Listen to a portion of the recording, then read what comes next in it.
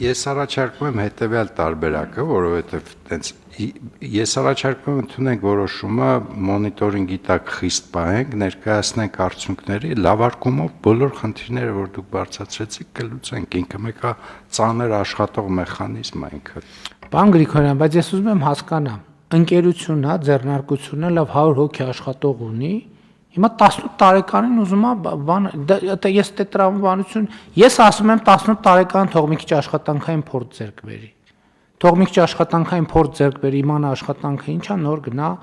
նոր գնա բարձր որակավորում ստանալու։ Չկա տեղ տրամաբանություն։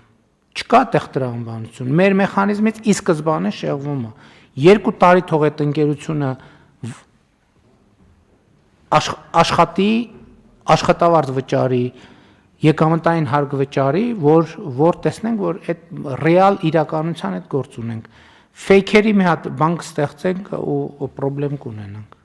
Ես համաձայն չեմ տես տարբերակ։ 2 տարվա աշխատանքը պետքա լինի պարտադիր։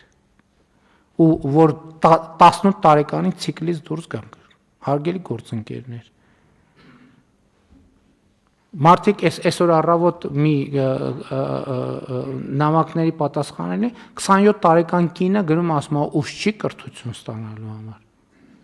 27 տարեկան ինչ է ուշ կրթություն ստանալու համար